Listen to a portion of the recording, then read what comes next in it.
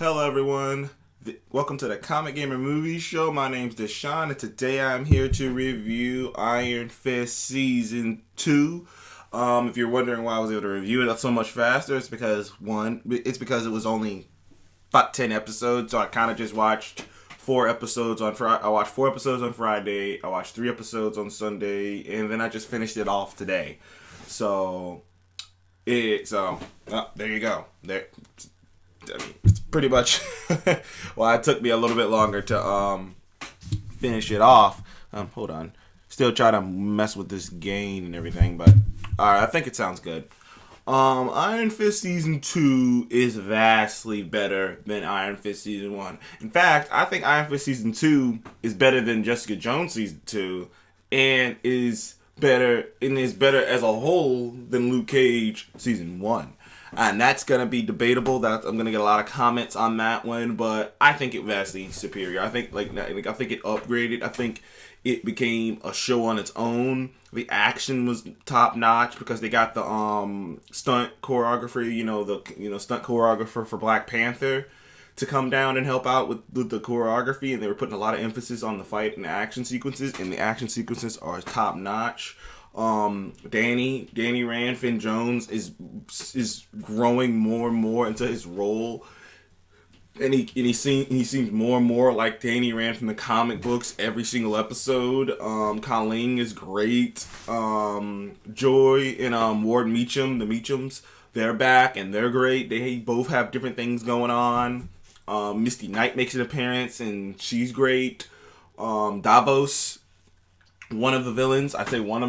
He's phenomenal. He's great. He's got a great story going on too. You learn more about him and Danny, and more about him and Danny's past, and more about the reasons that him and Danny are adversaries now.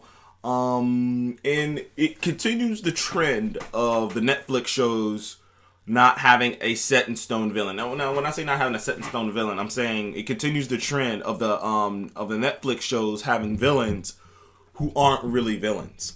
If you know what I mean. Like having these villains who are villains by circumstance, not villains by choice. Having these villains who are villains because of something that happened to them, less than having these villains who are just, muhaha, mustache twirling.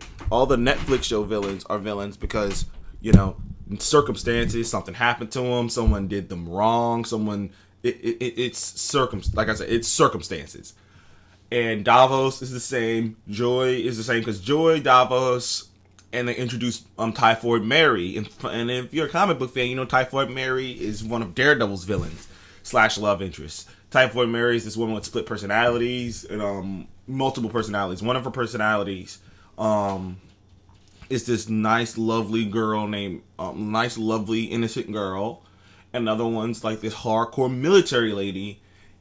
And there's Typhoid Mary and Bloody Mary. She has 4 personalities. She has the nice, bubbly, nice woman who Daredevil fell in love with. A nice woman who's okay, who, she's sweet, she's innocent, she's loving, she's this really nice lady. And then you have the military-minded one, which is really the real her. The real her is the military woman. It's the hardcore military woman who takes no shit, who's practical, who studies, who maps out her situations before she goes into them. She's pretty badass. And then you got Bloody Mary and Typhoid Mary, which Typhoid Mary somehow has telekinesis, and Bloody Mary is she has telekinesis and whatever the pyro one is, whatever the one that summons fire, she has that too.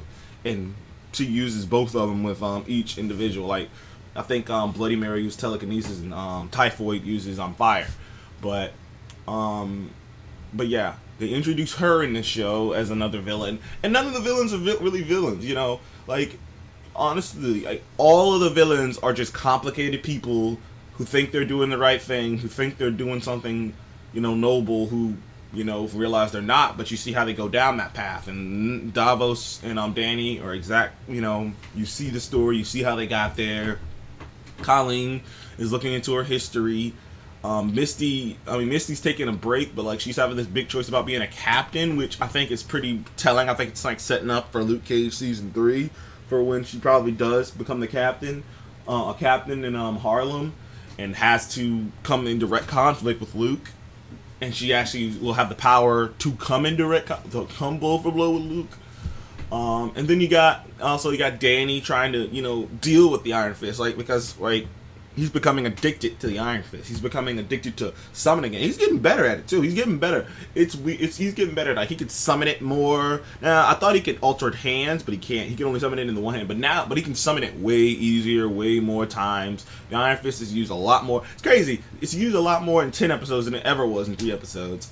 But he can summon it anytime he wants. He can summon it almost automatically. Like he says in the show that he can summon it without even thinking about it. But the action I'm not trying to spoil anything. It's gonna be a spoiler-free review. If you're wondering why it's so short, I'll come out next week and do my full-on spoiler review of it.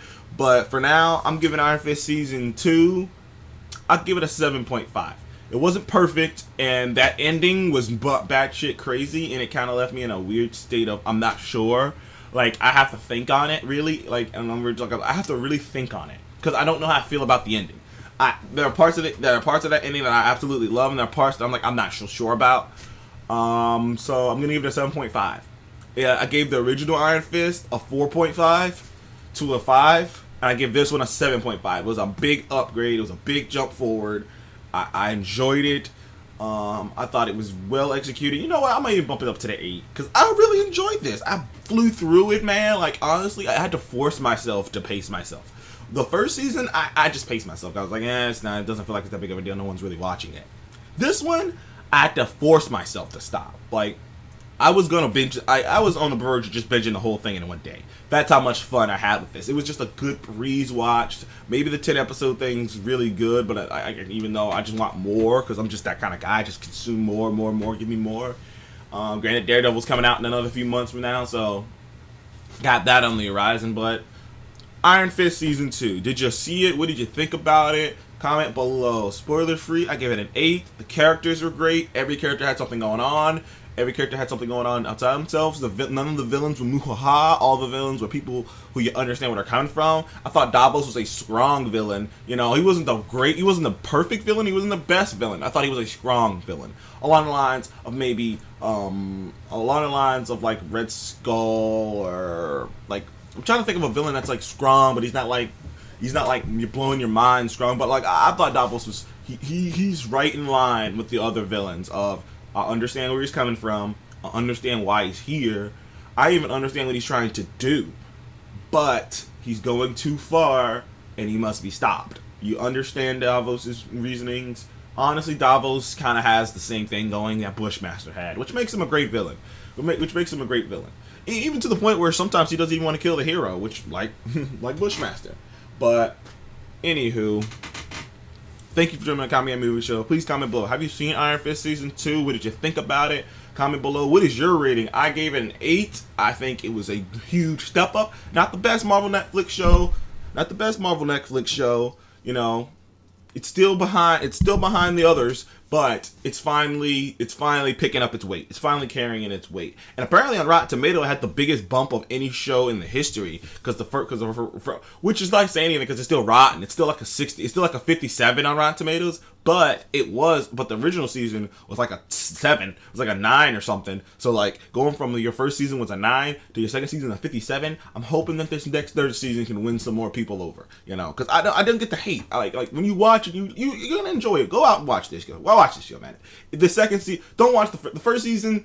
It's rough. I gotta admit it, it's rough. I gave it a 4.5. I didn't think there were things that I liked about it, but there's so many problems. I think they fixed a lot of those problems in the second season. They fixed a lot of those problems. So go out and check out Iron Fist Season 2. It was a really great show. I had a lot of fun watching it.